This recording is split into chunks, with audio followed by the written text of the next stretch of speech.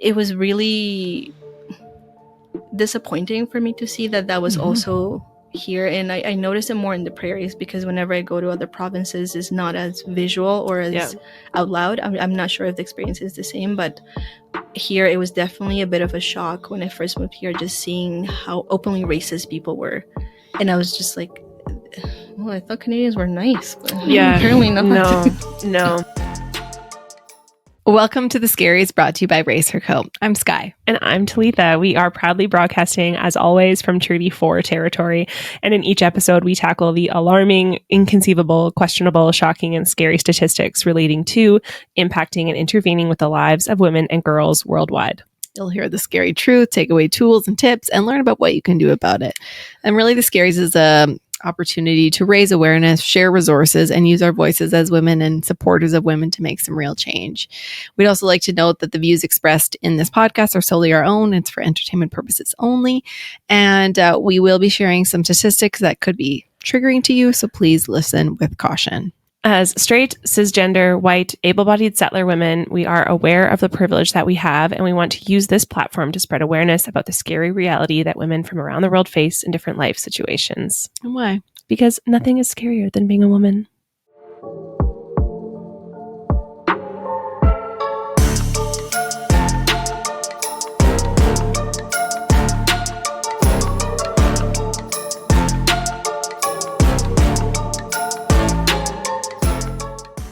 All right. Welcome, Scaries fam. Hi. If you've been tuning in regularly, you might have picked up on some recurring themes across our episodes, really being the significant impact that the intersectional traits of one's identity have on women and the lived experiences and how that impacts how they go through life. Yeah. And these aspects could include race, culture, sexual orientation, gender expression, geographical location, abilities, among many others.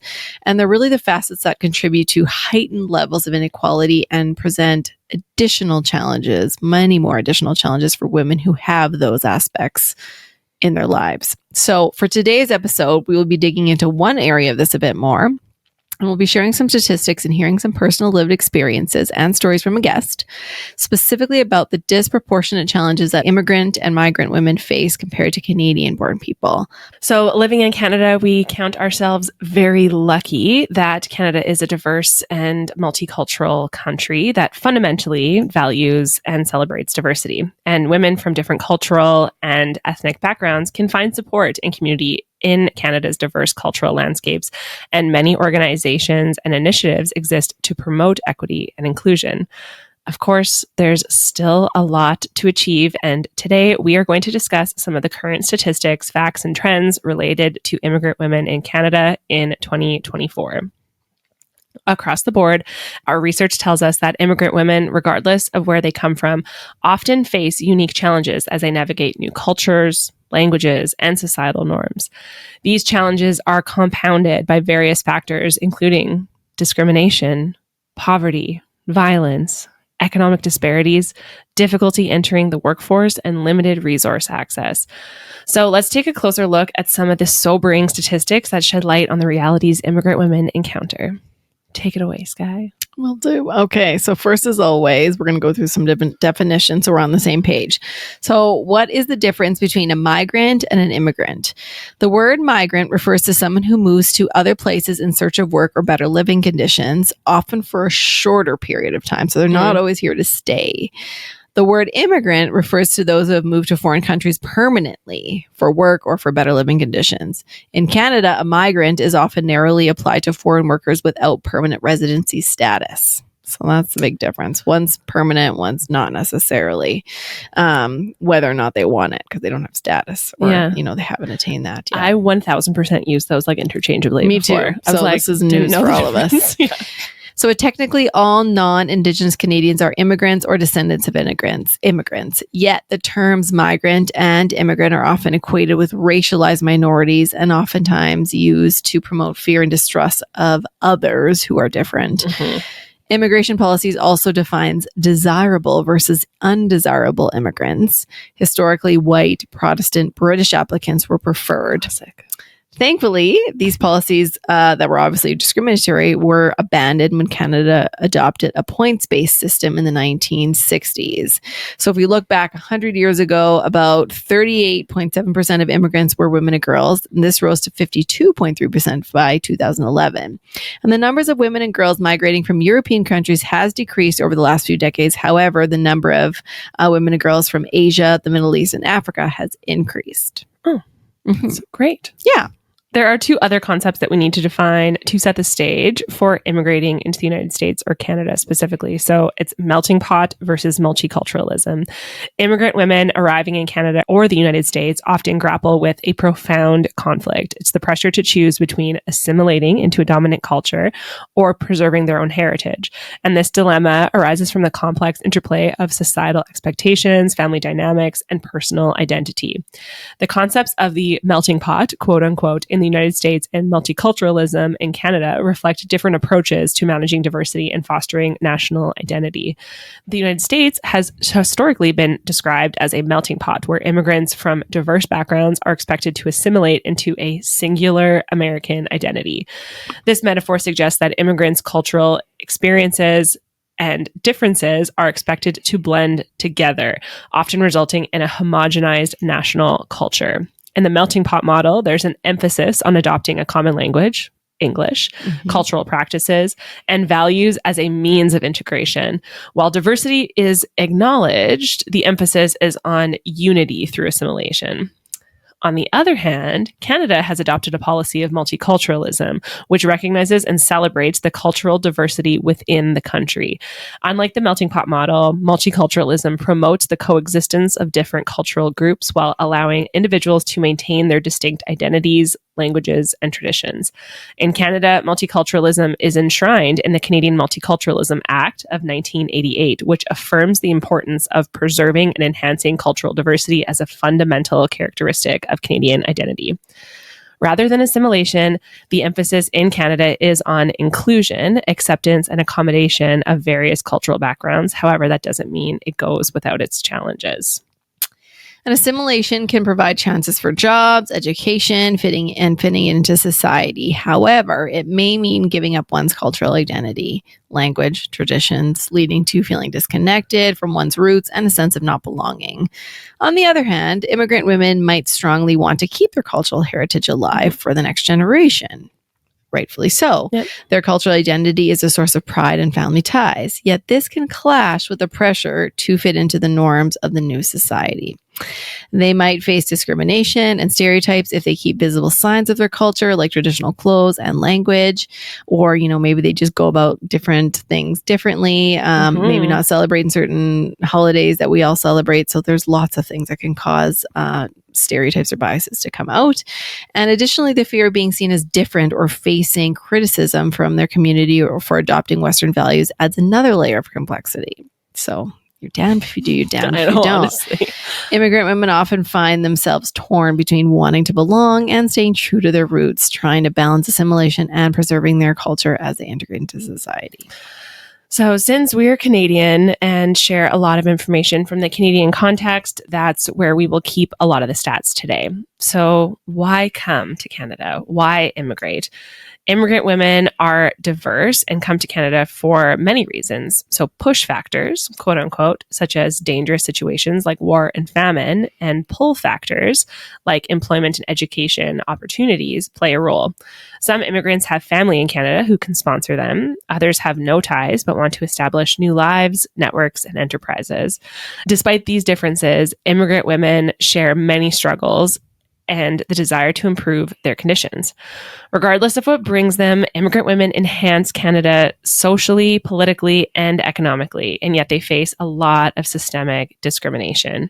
Because more women come as dependents of men or as accompanying family members, there are also widespread perceptions that immigrant women trail their spouses, have few qualifications, do not engage in paid work, and are a drain on the system. Great. So here's another fun fact. As of October 1st, 2023, Canada's population was estimated at 40,528,396. I don't even know how to say this number, but for around 4.5 million, 40.5 million, with give or take 50% of them being women and girls, and close to 1 in 4, so 23% of women in Canada are immigrants. Interesting. And in this episode, we really will be digging into these myths around immigrant women and the stereotypes that are painted on them and the harsh realities that they face because they are just that, immigrant women. It's part of their identity. Yeah. And we'll be looking at the realities and some stories from a personal guest as well. It wouldn't be the Scaries without sharing the stark realities many immigrants face when arriving, but let me be clear when saying this is by no means exhaustive, but rather just a few of the key issues immigrant women face based on our research. So let's start out by discussing the poverty statistics that plague immigrant women. So statistics reveal that immigrant women are more likely to experience poverty compared to their male counterparts. In many cases, this disparity is due to those systemic barriers that limit their access to education, employment opportunities, and social services. So being as that like trail or like dependent on a man. As a result, immigrant women often find themselves trapped in cycles of poverty, struggling to provide for themselves and their families. Data from Statistics Canada reports that female immigrants in particular often have low incomes despite their usually higher level of education than Canadian-born women. In 2000, immigrant women on average earned 64% of the income of male immigrants. They are much less likely to have jobs and are more likely to be looking for jobs than male immigrants with university degrees. This situation is most pronounced for women from Asia and Africa. Only 62.7% from Asia and 38% from Africa were working. Wow. Interesting. Yeah. That's quite a big discrepancy. Yeah. 64% compared to males. Yeah. Whew. So very concerning. And when we dig into pay equity, Canadian women still contend the income discrepancies compared to their male counterparts, which we've had an episode about a couple back. On average, women in Canada earn about 89 cents for every dollar earned by a man, with new and recent immigrant women facing even greater disparities, earning over 20% less than Canadian-born women. Unfortunately. In response, the Canadian government has actually taken steps to address these inequalities, including the implementation of the Pay Equity Act and various provincial legislations aimed at ensuring equal pay for women. Additionally, initiatives like the racialized Newcomer Women Pilot Program have been introduced to provide support and resources for racialized immigrant women, though challenges persist in closing the gap fully. I feel like that we'll never be able to fully close that gap. It's going to take 100 or 200 years, whatever it was. 130 some years, yeah. So the next factor we are going to look at that immigrant women must grapple with is violence. Studies have shown that immigrant women are at a much higher risk of experiencing domestic violence and abuse compared to Canadian-born women. We're not going to dive deep on this because we covered a lot of the important generalized stats of gender-based violence in our very first episode, but it's important to note that immigrant women may be more vulnerable to domestic violence due to economic dependence, as we said, language barriers, and a lack of knowledge about community resources, so not even knowing where to go. Furthermore, newcomers traumatized by war or oppressive governments are much less likely to report physical or sexual violence to authorities for fear of further victimization and deportation. This leaves many immigrant women trapped in abusive relationships with nowhere to turn for assistance. And finally, the last key barrier for immigrant women that we're going to touch on is the difficulty entering the workplace. So this kind of goes hand in hand with that first stat we talked about around poverty. So according to a report by the United Nations, approximately half of all international immigrants or migrants are women. According to a report by the United Nations, approximately half of all international migrants are women, which highlights the significant impact immigrant women have on global migration patterns. However, their contributions are often overlooked and their struggles remain hidden in the shadows. Canada is often seen as a forward-thinking country with strong laws protecting human rights and promoting fairness, especially for women. However, there's still significant differences, especially for newcomer women when it comes to jobs in Canada. Immigrant women make up a big part of Canada's workforce. Statistics from 2022 show that out of over 4 million immigrant women in the workforce, almost 3 million were from visible minorities. And immigrants also make up most of the growth in Canada's workforce and population. Even among women in similar jobs, immigrant women often face extra challenges, as we've talked about. For every 4 women in leadership roles, only about 1 is an immigrant. Immigrant women executives tend to earn less as well and have a bigger pay gap compared to others. The COVID-19 pandemic made things even tougher, especially for racialized newcomer women. They were most likely to work in industries hit the hardest by the pandemic, like hotels and restaurants. This led to big drops in wages, with the typical starting wage for immigrant women falling by over 11% between 2019 and 2020. Immigrant women's unpaid labor remains unrecognized, and when they engage in paid work, it is assumed that they are only suitable for low-skill jobs, often aligned to traditional low-value women's work, quote unquote, like caring for the elderly, caring for children, cleaning, and cooking. Modern immigration policies favor those with money, high skills, official language capacity, and advanced education. Due to gender inequalities worldwide, women coming from countries where the gender equality gap is much higher, they face many challenges to meeting these criteria. So they're not even being set up for success. No. Income and education disparities in those countries mean women tend to have less money than men. Thus, valued skills are highly gendered and racialized, and much of the work women were raised to do, so like housework, is not considered a high skill. In addition, and no surprise here, women are often responsible for dependence, which makes acquiring higher education, marketable skills, and work experience very difficult. So these statistics paint a troubling picture of the challenges immigrant women face every day. However, behind each number is a story of resilience, strength, and determination. We're so incredibly honored to have a very special guest with us here today to share her story. Yay! Welcome, Victoria. Welcome. Thanks for having me. I'm super excited. So we're pleased to share this space today with Victoria Flores, a woman whose life story is as rich and as varied as the many places she's called home.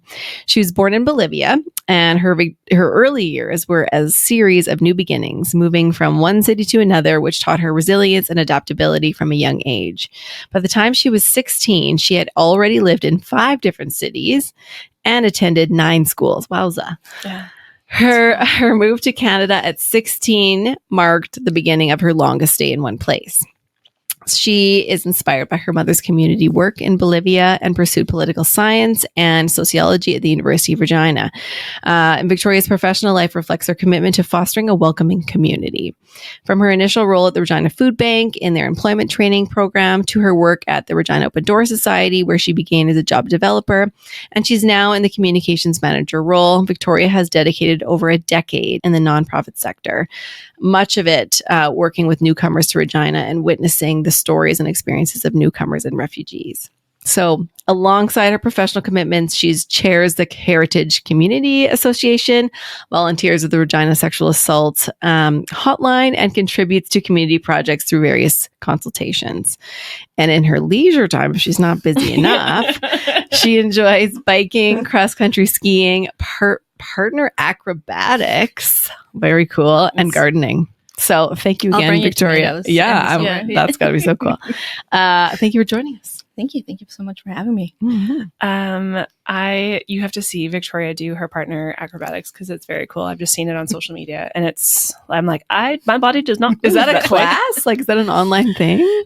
So I used to do gymnastics, and many years ago, I found out about acro yoga, which in my head, I don't think of it as yoga. So just think about partner acrobatics. And I found a community of people that do it. There's a smaller community growing in Regina, but it was mostly in Saskatoon and different festivals across Canada. And I'm going to one in Costa Rica in March. Oh my God, that's so cool. So cool. It was like, this is like accessible gymnastics, and it's so much fun because you just get to work with people and do really cool things. And it's like, my body can do this. This is amazing. Wow. Yeah, I feel like that's the thing. I'm like, my body will be like, dear Talitha, no.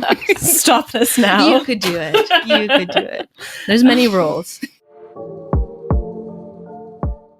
Okay, so although I would love to talk to you, Victoria, today about yoga and acrobatics and partner yoga, today we are talking to her about her lived experiences. But first, we are going to start off with some rapid fire questions. We just say these to, get the blood flowing and the brain noodling.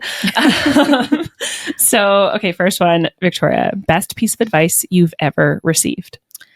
Was to do it scared or do it anyway. I went through a period of my time where I was anxious about things, and I was thinking like, what if I'm not good enough, or what if I fail, or what if I suck? And then someone said to me once, like, but did you die? And I'm like, no. It's like, well, just do it anyway. Mhm. And I'm like, okay. So anytime I'm feeling like I don't know about this, it's like, what's the worst that can happen? And just run through my head I have my list of like, is it illegal? Is it unethical? Am I gonna die? Any of those things. Like, no, but just do it. Like if doesn't go right, at least I have a lesson to learn from. So that's something that's really gotten me out of my, like, you know, when your inner self, you're like, I'm not sure about this. It's been great. I love that. I love that. Do it scared. Yeah. Okay. Next one is a would you rather. So, and we got into a little bit in your bio, and I know we're going to get more into it, into the questions, but this one is, when you moved here, would you rather have ended up in a bigger city like Toronto or here in Regina? I've thought about that a lot. Yeah. Especially because before moving to Regina, I lived in Virginia, which is a much bigger city. Right. And it was so different. But looking back, I think I would have still picked Regina. Yeah. Yay us. We did it. Yeah. And why do you say that? I think there is a bigger opportunity to find yourself here. Whereas for me, in a bigger city, there's so much to do and stuff, but there's a lot of like predetermined for you, like bigger communities. Right. And being here, I had the opportunity to really find things about myself that I don't think I would have in another place. But also it's that idea of like little fish in a bigger pond type of thing. And I do like Regina. I like the size of the city because it's not small. It's not a small town, but it's not too big where I feel like everything is inaccessible or too far. Like when I lived in Virginia, just to go to school was like a long bus ride. And, my mom worked in DC, and it was just like bus, metro, another bus, then work. It's like 45 minutes, an hour later, which is bananas. Yeah. And here it's just like 50 minutes everywhere. There's enough to do and enough to like, get you. Honestly, when people live on the other side of the city, for me, I'm like, ugh. Oh yeah, the north end, no chance. It's a commitment. Like, just it's like 25 minutes, and then like I have cousins who live elsewhere, and they're like, Talitha. I'm like, it's hard. I know. When I was in high school, I was dating someone that lived like way, way north, and I used to drive there all the time. Now I like work downtown, live close, and I'm like, how did I do that? Yeah, honestly. That was commitment. You obviously loved that person a lot of the time. Yeah, that was love. Okay, last one, and my favorite one of all the rapid fire questions. What is your scary?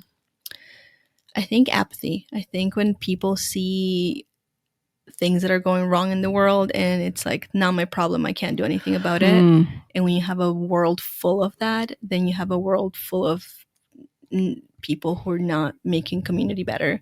And I've had a lot of conversations lately with so many things happening in the world of people saying, well, just like, what can I do about them? Like, there's so much you can do. There's so much all of us can do. But if everyone is just like, not my problem, I'm scared to live in a world like that. I like when people are passionate about things, when people care and like put action to the things they care about. Yes, very much hit the nail on the head. Yeah. Honestly, that is absolutely terrifying. Just when people are like, I mean, that's also so much what the scaries is about, is like, there are these really scary things that are happening, but like, here's some tangible things that you can do about it. We can't change the world with a podcast. I mean, maybe we can, but we're working on it. We're doing the best that we can. But like just some small steps and trying to care. Okay, wow. Well, that was deep, but that was good. That was a good one. Here's that's the how meat. we start. Yeah, that's how we start. So that was just ripping off the Band-Aid to get her all ready for these really deep questions. So let's kick things off. So number one question for you, Victoria, can you share and reflect on your own identity as an immigrant woman, considering your move at such a young age, and how has those experiences in different locations, how has that shaped you in your sense of self? For sure. So as you mentioned earlier, I've moved a lot. I think by the time I was 16, I lived in 3 different countries, and it was different languages, different cultures, different friends. And it has been really... So now when I work at Open Door, right? So and I meet a lot of newcomers, and when I'm working there, I don't think myself in the same stage in life because I've been here for so long. And even when I travel and they're like, where are you from? I'm like, I'm Canadian. I'm like, am I? Like, where am I from? Like, where, and this idea of like, is where you're born, you're part of your identity. I left Bolivia when I was 14, and I think if I went back there now, I would feel so foreign because my adult life has been entirely here, and all of those experiences that shape who you are as an adult were not there. And the country has changed so much, and the culture is so different. And then even living in the States, when I moved from there to here, it was like when I first moved there, I didn't speak English. That was a whole thing in its own. Yep. And the culture there was really interesting because it was a lot like a stereotypical American movie. And then I moved to Canada, and it was very, very different. And a little while ago, I started watching Degrassi again. And so good. The first time I watched Degrassi, I was in the States, and I saw no difference between Degrassi High School and this high school I was going to, but mostly because I was still learning English. Like it was all new, so it all mixed together. And then rewatching Degrassi, I was like, oh my God, this is so Canadian. Like this is Canadian, right? It's like very different from when I was in the States. Yeah. So it has been like a adventure after adventure, even within Bolivia, moving from one city to another, and then a new school. And, you know, like the type of school it meant everybody was different. So it was always just like, hey, I'm the new person. And sometimes it's scary because it's like, how do I make friends? For sure. How do you navigate the cultures and microcultures of places? But also it's like, oh, I'm the new person, nobody knows me, so I can be whoever I want. That's true. So, you have a blank canvas. Fun fact, everyone in Bolivia knows me as Sarah because that's my first name. Oh my God. Okay, so when I first moved to the States, I was going to school, right? And first day, and they're taking attendance, and they usually write the name like last name, first name, kind of like that. So it's a different order.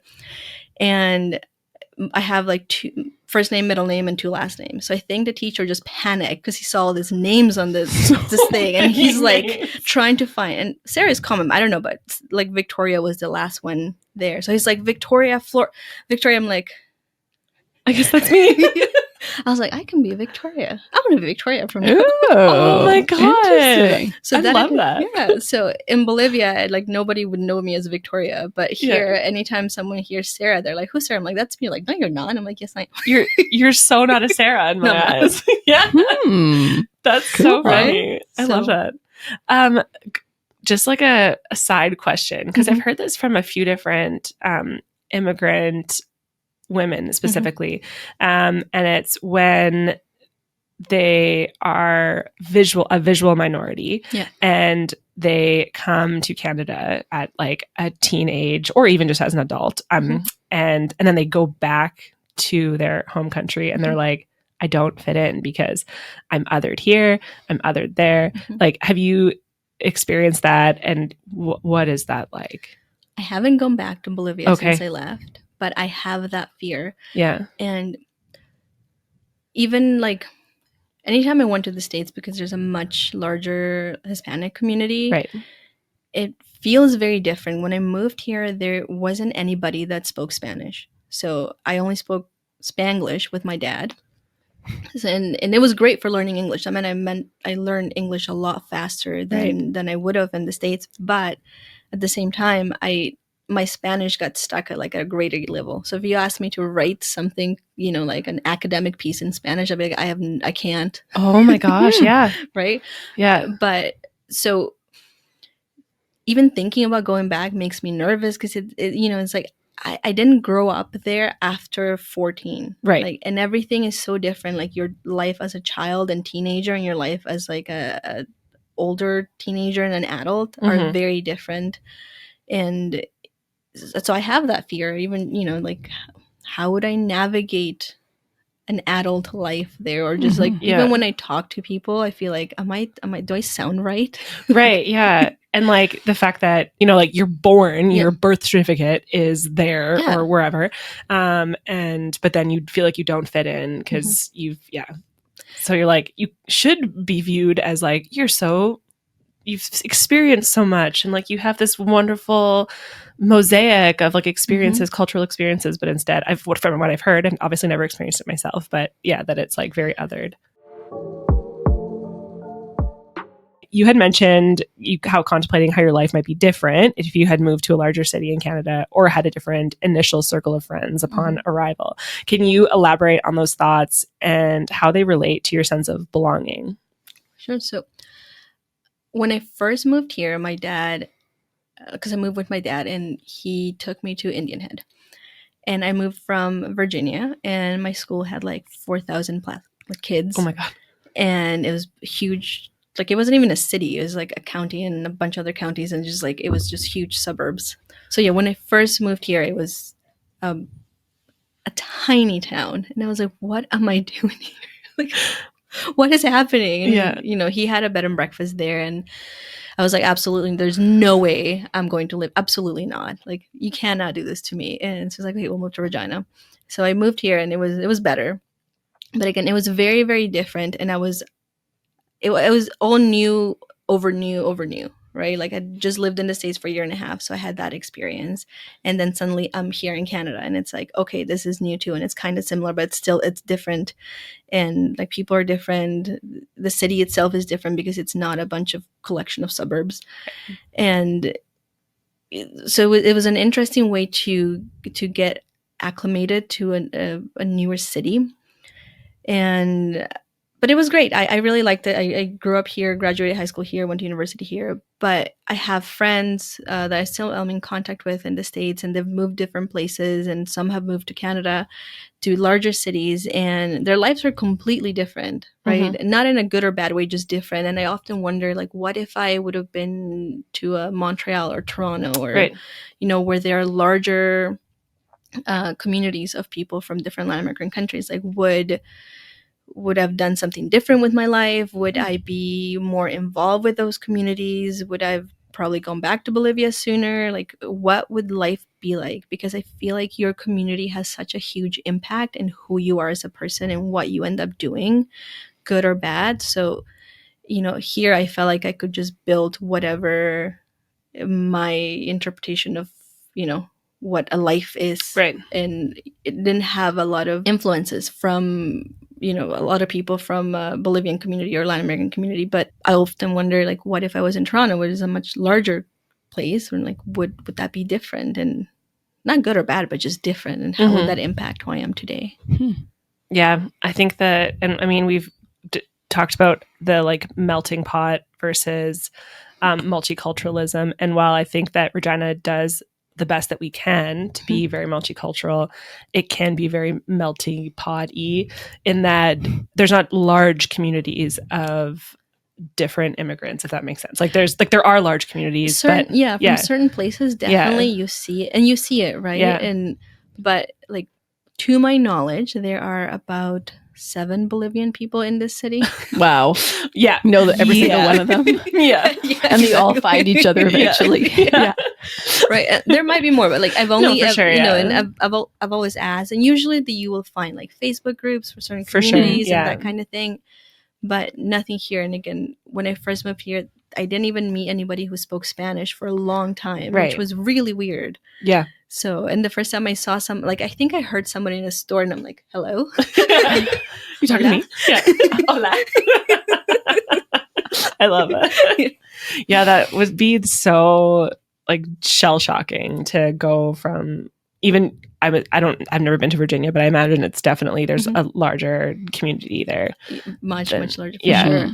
Okay, so reflecting on your experiences in the States versus Canada, like we just chatted about, you mentioned the difference in the availability of first-generation immigrant Latina or Latino community. So how did this disparity affect your adaptation to or cultural adjustment in Canada because of that missing, I guess, community here, or not as prevalent?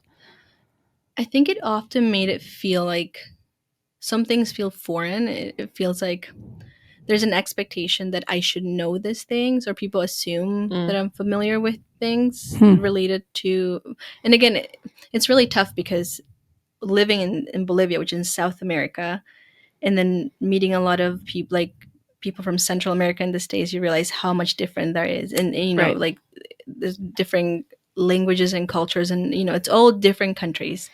But once you are there, everyone just bulks you into the same category, right? You're just Latino. It's just like, all of you are the same. So Yeah. no, we're not. We're really not the same. Yeah. But so living in the States, I really saw and got to know a lot of different cultures and the way people lived, and just realized how different they were from me, even though we shared the same language and similar histories of colonization and that type of thing. It was still so different to each other, but then to anyone who's not, like Americans or Canadians, we're all just the same. Right. And then being here, not having anybody from that community, I felt like sometimes I was like the representation of what like a Latino is, or like a person from Spanish speaking countries, and I'm like, I'm really not. Yeah. And sometimes it was tough because suddenly there's this expectation that I have to represent well, because you are the sole, right? You're the spokesperson, right? you're and some things that I would do is like, well, this is how I did it, and it might be even just my family, the way my family does something. It's not even like a Bolivian thing, but suddenly someone might interpret that as like, oh, all Spanish speaking people are like this or do this, and it's like, no. The stereotypes and the bias and the all of that just like perpetuates on too, especially if you like get tokenized in that way. They're like, hey, you're Spanish. Yeah. And like, especially then that you're Spanish. Yeah, so like you must, and you're like, sir, I'm no. not actually, I'm Latino. Yeah. Okay. So you had talked about just briefly in your last answer about colonialism and like histories of colonialism. So we recently just had a guest on who talked about violence against Indigenous women, and obviously colonialism has a huge impact on that. So I'm just curious as to like what your perspectives are on colonialism. Have you had conversations with Indigenous people from Canada about colonialism, and what was that like, and what the similarities are and that sort of thing? For sure. So my family, especially my mom's side, we are a mix of Quechua people and all the colonial people, like the colonizing countries that came to. So like as most Latin American people are, you're a mix of everything, but there's a very distinct part of my family that I know about that is Indigenous, right? So growing up in Bolivia, there is I saw a lot of racism and stereotyping against Indigenous people, and often experienced it in a really weird way, because in school people were really racist towards Indigenous people, and they were like, oh, but not you. I'm like, I literally look like that person, like why not me? Right? But it's because they knew me, right? And they humanized me, but they didn't humanize other people. So I was very familiar with how marginalized communities, the treatment that they receive just because of how they were born, and how that impacts their lives. And my mom also, she worked in rural communities in Bolivia with different Indigenous communities with a number of projects. So I got to see firsthand the work that she did, those communities. And my grandma spoke Quechua. At a small part of my life, I had a lot of firsthand experience within that part of my culture. And when I moved here, I remember being told about, with slurs, but I don't want to repeat, like these people, right? And I'm like, excuse me, what do you mean?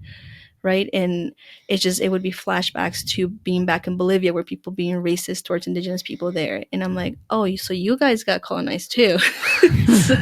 So I was like, okay, this is similar, right? And when I was younger, I didn't think about it the same way I do now, that I have a lot more knowledge and education on the issue. But I just knew it was wrong, right? And I would be told, oh, you need to watch out for these people. They're this and they're that. And like all the most awful stereotypes. And I'm like, why? Like what? And because I had experienced it just in a different country, in a different language, in a different way, I was like, well, you guys are doing the same. And my first reaction was not to be like, okay, I'll be careful. Being like, there's something wrong with you. And I don't want to be your friend because, and the more I got to learn about history, I realized historical impact that colonialism has in communities, and the way it separates people, and the way that sometimes people don't understand the impact and effect it has in like generational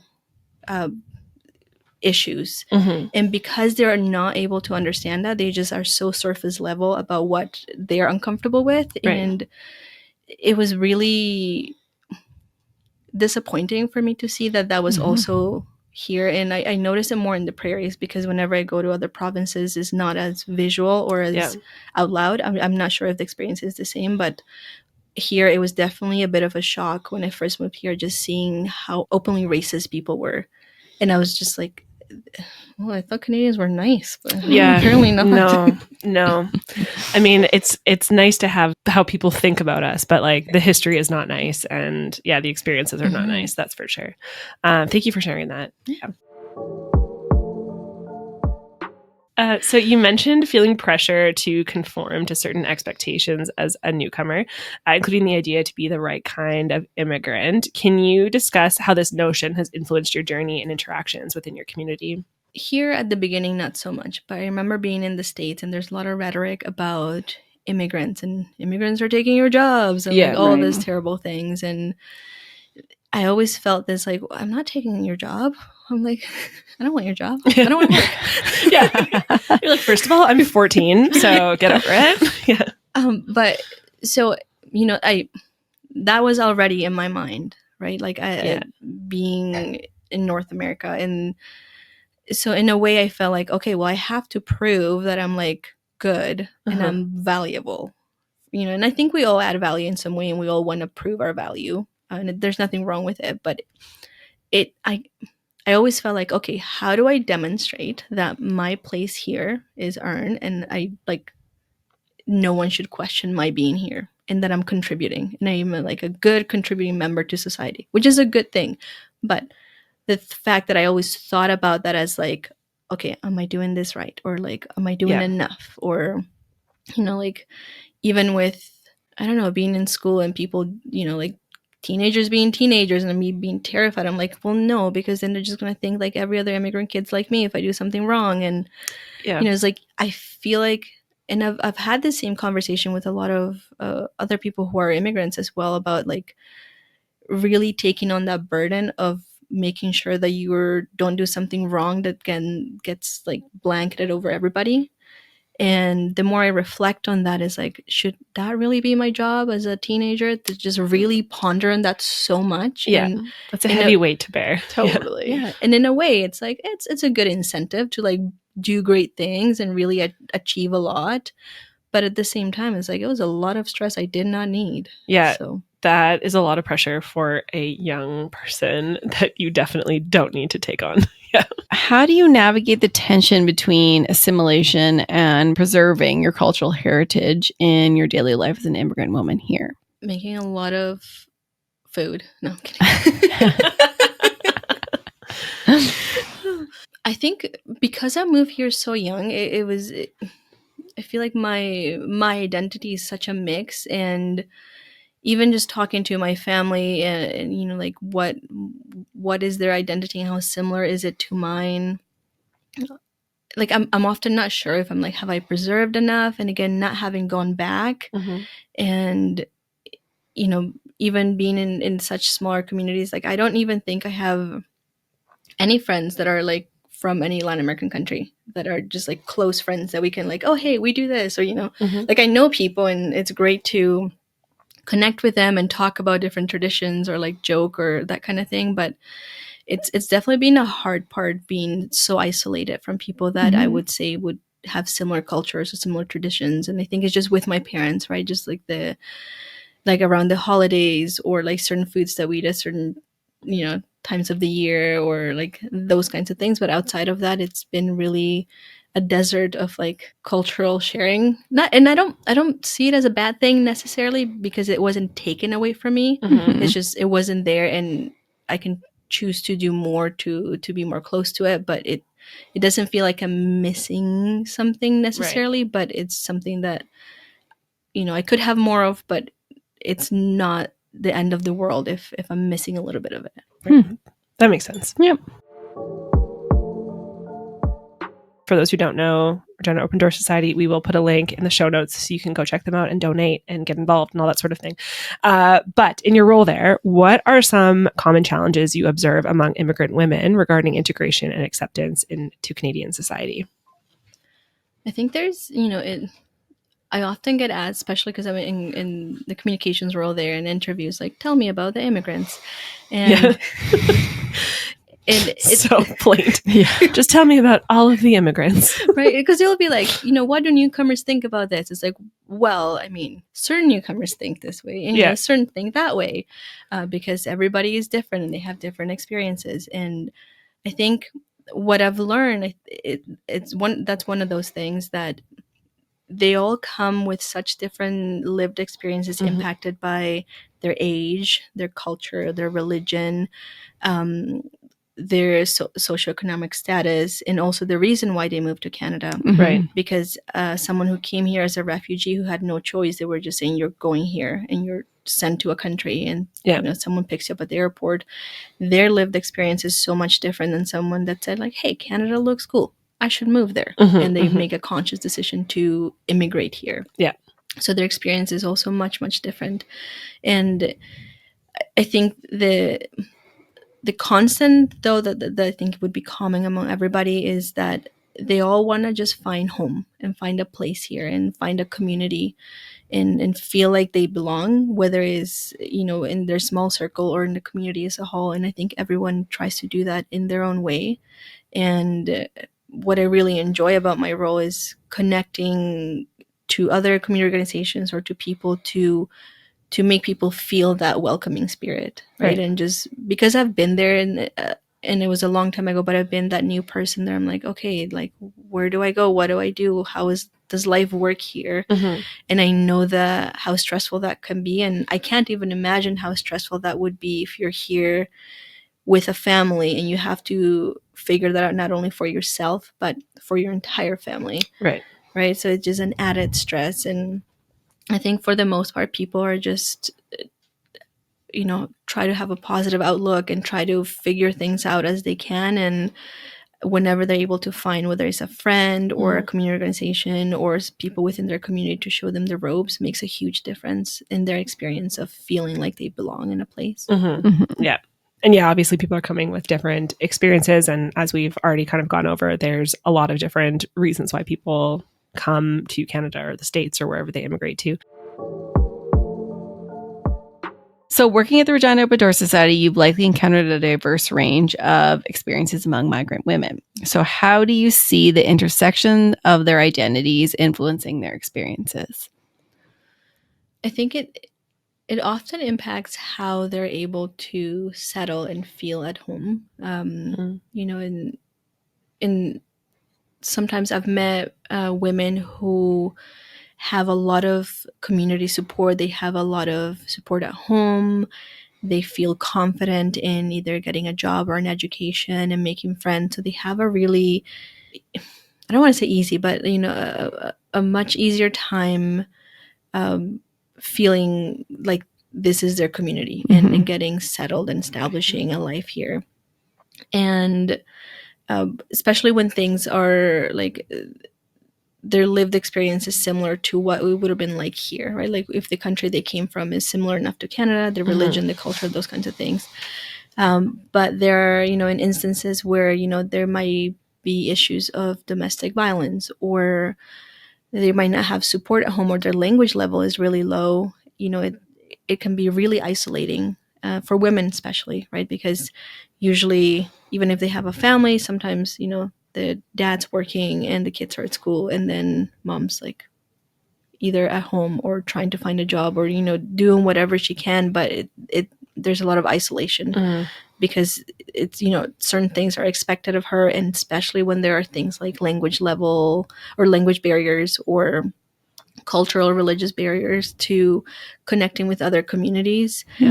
I can't speak for them, but I've seen in conversation, talking to anecdotally with some people, like how that can make them feel like they're not part of this community yet, or they want to go home, or like they're not feeling supported.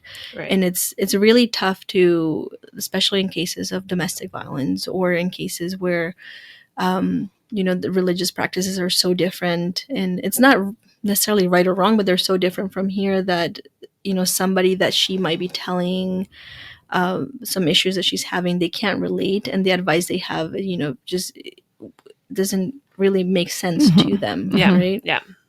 So because all of those things are part of who they are as a person, and you can't just say like, oh, we'll just get rid of that, you're in Canada now, and just like deal with it, right? And because if they do that, then they would probably just feel like, well, no, I can't just leave parts of my identity to fit in or to feel like I'm at home.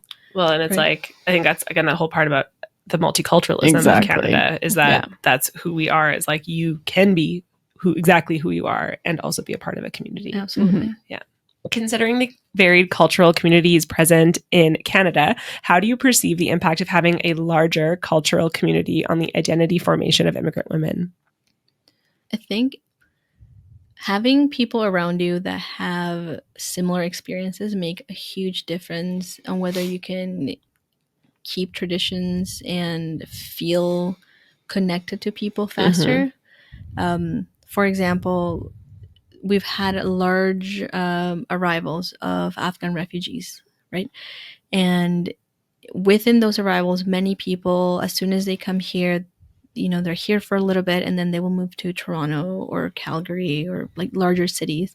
And one of the main reasons is because they either have family or friends there, but also because they have larger communities there. And they feel like life will be a lot easier, which I can understand 100% just from firsthand experience. Just being in a place where nobody is like you can be really tough. Totally. Yeah. And if you've already come with a lot of, like, especially as a refugee fleeing a war zone and having all this stress and trauma, like that is not necessary to add that to all of that. Yeah.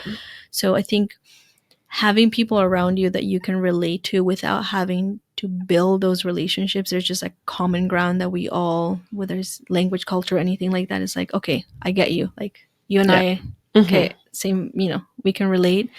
It makes a big difference in feeling at home at a place. I do think is a tough situation too, because if somebody only connects with their community, it's like, how do you then connect with the community at large? Right. Totally. So for example, when I as I mentioned earlier, when I first moved here, there wasn't anybody that spoke Spanish. There wasn't anybody that, that was remotely, I felt like we could connect. But that meant I was like 100% immersed in the language and culture, and I had to learn English fast if I wanted to know what was happening around me. But when I lived in the States, we had larger ESL classes, and within the ESL classes, there were a lot of people that spoke Spanish. So after you were done class, you could just go back to speaking Spanish. Right. So whenever I would go back to visit my friends, a lot of them were still either learning English or still in ESL classes, but it was because they just had to go to school. They went to class, and then at home they spoke in Spanish. With friends, they spoke in Spanish, and there was enough around them that not speaking English wasn't like a hindrance to living their life. Right. Yeah. And eventually everyone learned English, but it took a lot longer. So whenever you find community that is similar to you, things are a lot easier. People feel more welcoming, but at the same time, if you only rely on that community, then it's, like now that you're in a place where there's people from all over the place, it can be isolating on both ends. Yeah. So it's a really tough place to be in, right? Like it's great to have community around you that you can relate to. But if you only rely on that community, then you miss out on meeting new people. Yeah. And because eventually everyone has to live your daily life. You can't be just around your own cultural community, right? For sure. So eventually you'll have to meet other people, and which things might be tougher if you only rely on like that safety net. Exactly. Yeah. So looking ahead, what are some hopes or aspirations that you have for yourself and other immigrant women navigating similar journeys? I really want people to be able to find a space where they feel like they can make their home here without any expectation of like returning or paying for like having been here, right? Like, earlier I mentioned like I always felt like I had to achieve certain things, or I think giving back to your community is always great, and everyone should do that so we can all grow together. But I feel like as people move here, and we're living in a time where there's so much happening in the world, but there's also so much negative rhetoric around immigrants, around people taking things or not assimilating or not doing things right. And I think having so much information available online can make it tough for someone who, might be feeling a certain way and already feeling unwelcome, and seeing the wrong thing might make them feel like, okay, what, how can I do things right? Or so I really want for anyone who's moved anywhere, whether it's Canada, States, or any other country, for them to be able to feel like, okay, I am here and I can make a space here and I can make my own community here and grow to be part of that without feeling like there's a debt that I need to pay to feel like I belong. Like you need to have like a return on investment kind of thing. Yeah. Like you owe something. Yeah. So last question for you. What advice do you have for folks like us to support and better empower new Canadians? I think the first thing is just get to know each person individually as a person, right? And I think everyone will share their identity as a new Canadian on their own. I've met people who are so happy to be like, yeah, I'm from this country, this is my culture, this is my language. But I've also met people who are very uncomfortable having to share that part of themselves because in a way they might feel like, why can't you just see me as Canadian? Right. Even last year when we were doing some events around World Refugee Day, and we were lining up some speakers for things like that. Like this was a great learning experience for myself, but referring to people as a refugee, they're like, well, why are you calling me a refugee? I'm in Canada already. I'm like, oh, I'm so sorry. Like, what would you like to, what is the term I should be using, right? And you can say former refugee or just this person who was or who came here, right? So that part of their journey doesn't have to stick with them forever, right?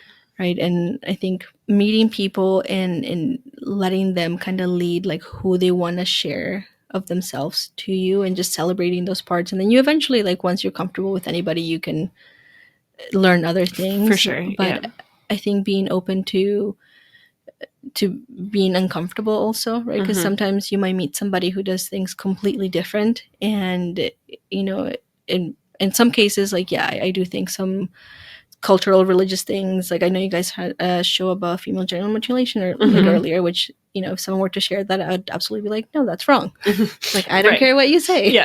But there are other cultural practices that are just different, but sometimes can make people uncomfortable, and that's okay, right? Like, being uncomfortable is okay, and it's so celebrating those things, or being open to that curiosity of like getting to know people, getting to know what they bring to communities, and I think all of that makes communities a lot more interesting and totally fun, and then you get a lot more, not just diversity, but a lot more innovation, in all kinds of ways, right? And I think that when you had said it perfectly, is like, it's okay to be uncomfortable. And so often when people get uncomfortable, they like put up a wall and they don't want to know anymore and they get defensive.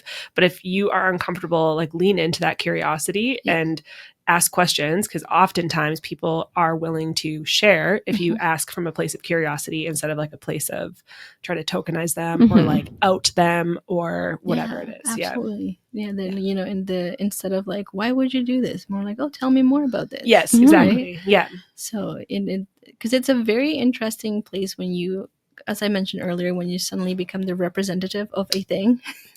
You are, It's like, tell me about how people do this in this whole entire region of the world. It's like, well, this is how I do things. Right. Okay, well, thank you so much, Victoria. This has been an absolute pleasure. Thank you so much. Thanks for having me. Of course.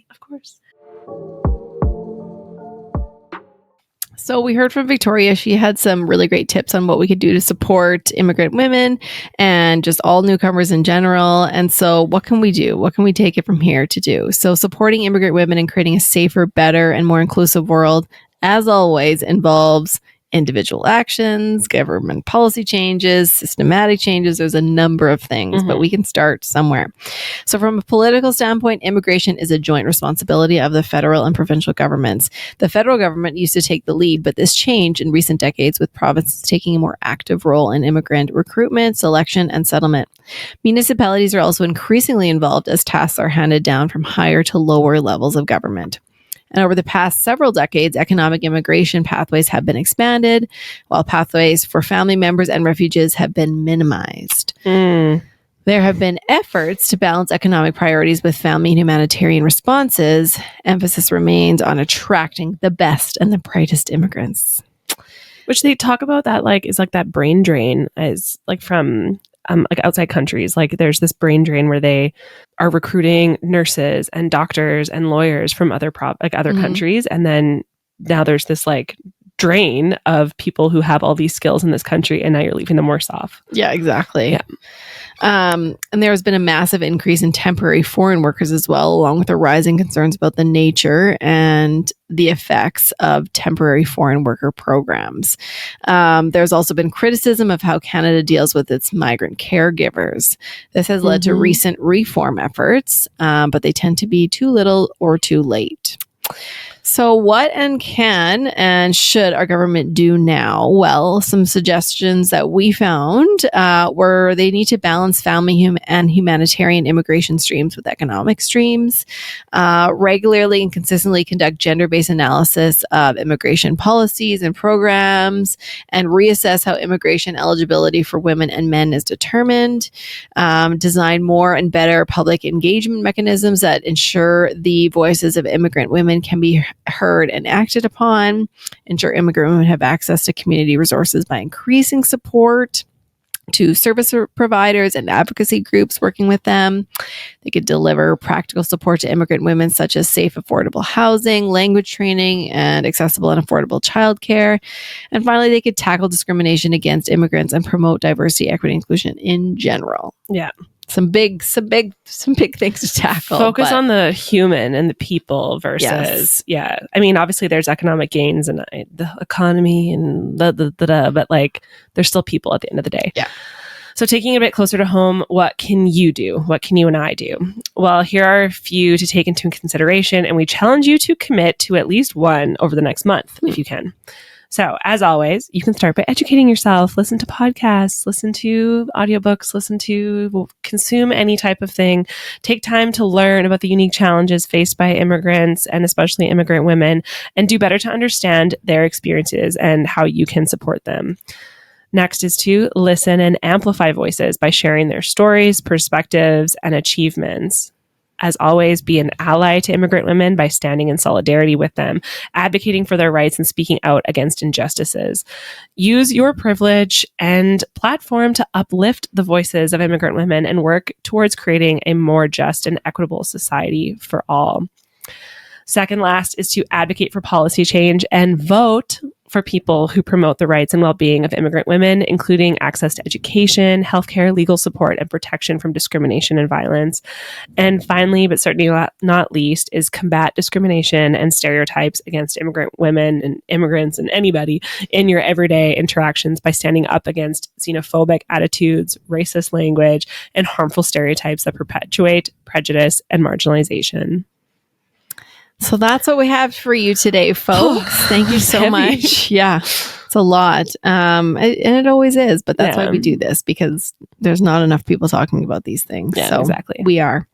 So thank you so much for joining us today as we confronted these terrifying but real life statistics impacting women and girls every single day right here at home and where you are too, most likely. So please share this episode, rate it, subscribe wherever you are listening, and stay tuned for more ways to make a positive impact. Together, we can make the world a little less scary for women and girls. Follow us on Instagram at RaiseHerCo and at scaries.podcast and on TikTok at RaiseHerCo. Remember, change starts with awareness and action, which we are doing here today.